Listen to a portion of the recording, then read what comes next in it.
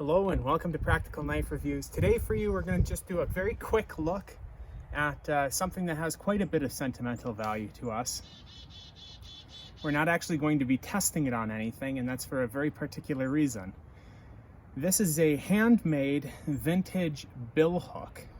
This was made by my great-great-grandfather, who lived from 1885 and died in 1943.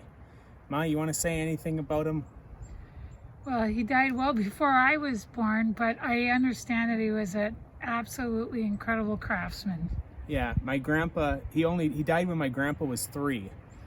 And my grandpa always says he remembers my great-great-grandpa, his grandpa, working at the forge and working in the fields and all of that. You know, he talks about the guy being able to craft anything for any kind of job, and this is one of the things that he made. So you can see here, we've got carbon steel billhook, and I was looking through the 1939 Nash Fusels catalog for coming up with what specific style, and I apologize if you hear a dirt bike going out throughout the forest out there, but anyway, we'll ignore it.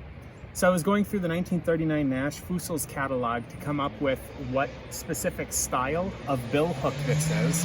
There's the dirt bike. And this doesn't really fit exactly with any of the styles that they had in that catalog, and there was roughly 30 styles of billhook or so.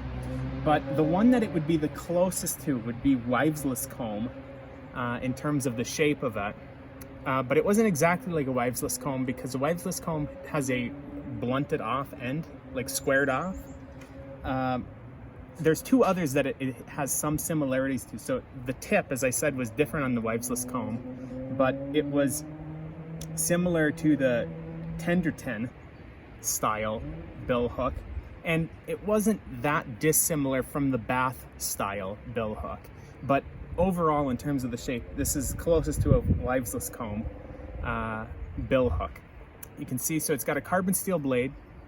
This is made from deer antler, stag antler, and you can see it's got a crack in it, because obviously this was made no later than 1943, because that's when he died.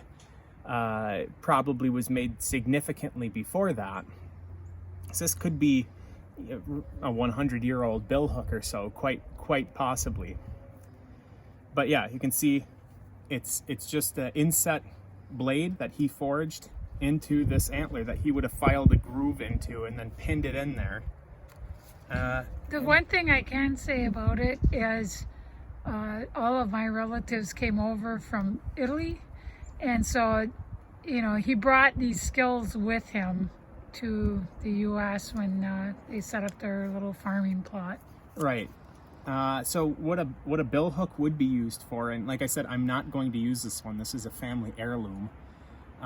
But what these billhooks would be used for is for like branching trees and getting rid of shrubs and stuff like that. It's for little woody type plants or branches and just chopping them off. You catch the stuff in here, you can cut it off there, you can cut it off here, and you can see this is it's not super thin on the back end, but it thins the whole way down, and it's very thin behind the edge. So a nice good swipe would take a branch clean off with that. Now, I'd like to get a billhook that I would be able to use, but there's no way that I will ever be using this. I'm going to keep it maintained. I removed some rust from it and have it oiled up so that it prevents any further rust from happening.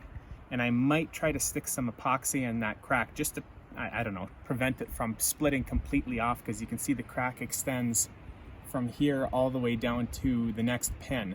So this would be very liable to snap off right here. So I might just shove some epoxy into that gap to prevent that from happening, but I'm not going to be whacking it on anything, so there's not going to be any stress on this crack at any point.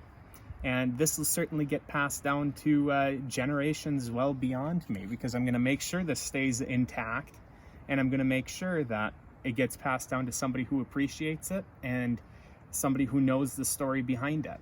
And that's why you're getting all of these heirlooms from me.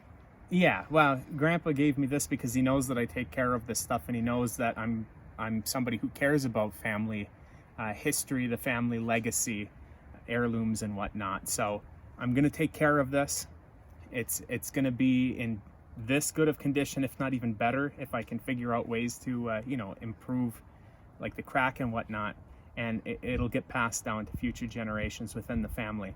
We do have some other knives that were also made by my great-great-grandpa that died in 1943, and we'll look at those in upcoming videos, but I just wanted to get this video out there so that you have this to look at, because this really is a piece of our family's history, this old Billhook. Any last words that you want to say on it, Ma? No. I gotta think of something. Well, just that I like that you're taking care of things. Yeah. Okay. On that note, we're going to close out this episode of Practical Knife Reviews, and we'll be back soon with more actual reviews of testing knives and whatnot, but we just wanted to get this piece of our family legacy onto the channel. All right, everybody, take care. We'll be back again very soon.